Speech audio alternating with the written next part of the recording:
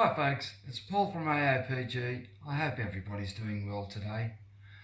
Today is my tale of pressure washer woe, which I'm hoping will save you from making the same costly mistakes that I made. I paid dearly for my education.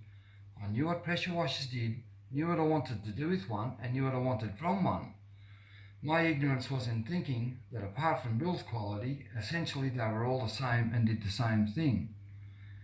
I was so very wrong about that to the point that I'd bought a brand new pressure washer, wound up gifting it away and buying an entirely different brand new pressure washer just 3 weeks after. That's a costly enough mistake for most people. But compounding that, because of my outback location, I bought from mail order and so I had to also pay freighting costs. Not everybody has to do that, so when I give the facts and figures, they won't include shipping costs. It's safe to assume the vendor has factored this in as part of their profit margin already. This is from an email confirmation of the first pressure washer I bought. It's been 3 months, and in that time I've never once seen it at its seller's list price. I think that list price is just a marketing gimmick.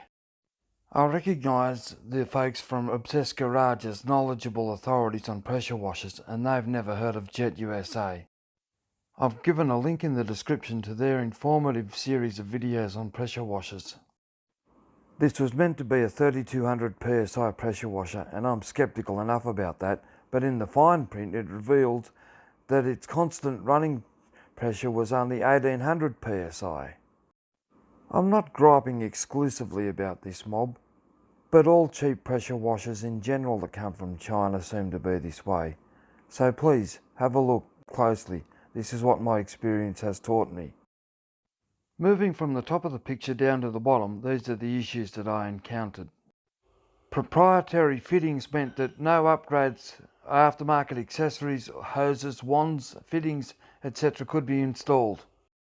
The next issue comes with its 5-metre hose and more proprietary fittings. When uncoiled, it becomes an entire snake's den of kink and crimp hazard waiting to bite you in the wallet. And here is a real kicker. I priced a better quality replacement hose from a hose and fitting specialists. One rated for 3200 psi was $30 per metre. The same length of aftermarket hose with more flexibility and less rigidity cost more than the pressure washer in the first place. It was the hose outlet itself though that broke the camel's back for me and this pressure washer. I was done with it. To change to a better hose, first I'd have to change the fitting to be a more standard one. I thought changing the fitting would be easy, but no. Have a look at what this fitting is attached to. Nothing to mount the fitting. No thread at all. Also, one can't simply use this as a base foundation to build up the quality from. That's what led me to buying this just 3 weeks later. And here's the kicker. This 2000 psi Ryobi does more work than the supposed 3200 psi Chinese crap. And it has 4 times the warranty length. Before we see the video of it in action, let's have a closer look at the invoice. Things of interest to you. I bought the pressure washer itself. I bought an extended, reinforced, more flexible hose. And I bought a patio cleaner, surface cleaner kit. There are 2 charges on this invoice that will not apply to you. The first is the delivery charge, and the second is an adapter connector which I bought to try and connect the 2 hoses together to make one long length. That didn't work out. There's no such connector. That reduces this invoice by about $55. The Jet USA unit was at a sale price of more than $200 off, and it only came with a 1-year warranty. The Ryobi pressure washer costs $6 less at full price, is a better workhorse, has attachments available, and comes with a 4-year warranty. It was also at a supposed sale price with a more than $200 discount applied. The first pressure washer was in fact very good at spraying water under pressure and applying detergent. That's something that my Ryobi can also do very well. In point of fact, it actually seems to be better at it. The scientific measure of a pressure washer's cleaning ability is in cleaning units. Flow times pressure equals a cleaning unit. It's calculated by using pounds per square inch and US gallons per minute. I don't need to dig the calculator out to work out which one is the best pressure washer out of these two though. I know from real world personal experience. The Ryobi wipes the floor with the Jet USA, even though the Jet USA is rated at 3200 psi and the Ryobi is only rated at 2000 psi. The Ryobi does deliver a constantly working pressure of around 2000 psi and has a higher flow rate. Right now I'm cleaning my car by applying snow foam, and that's something that I couldn't do with the other pressure washer because it doesn't allow for the fitting of aftermarket accessories such as a snow foam cannon.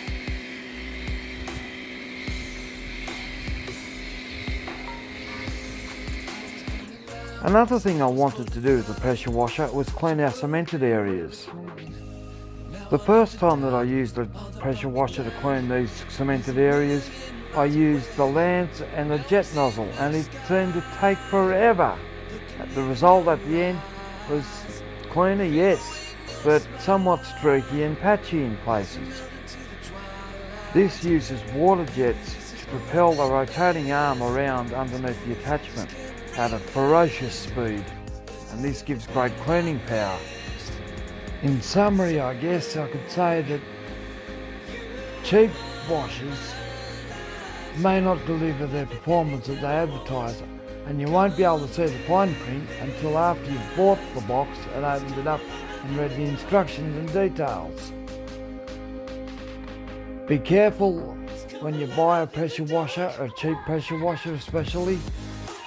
The fittings, what you want to do with the pressure washer and what you want it to do for you can actually attach the fittings to and for. Consider, can you change the fittings if you need the fittings to be changed? And finally, consider the hose. Will it be flexible enough? Is it too rigid? Can it be replaced if needed? There were other models in the Jet USA range that had a reel. I can tell you now, honest goodness truth, that hose was so rigid there's no way it would have gone around the reel without becoming a kink hazard when unrolled. And it might have even broken the reel in the process if it didn't kink the hose as well. The hose that came in the Ryobi box was better than the Jet USA's, but I am so glad that I bought the extended better version.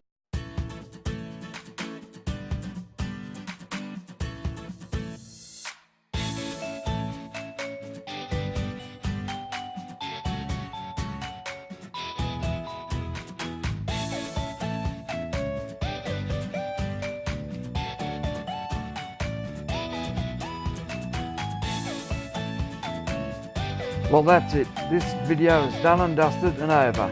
Have a good day, folks. Be kind to your neighbours and I'll catch up with you next time. Bye.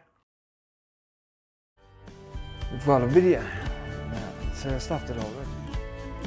Today we're...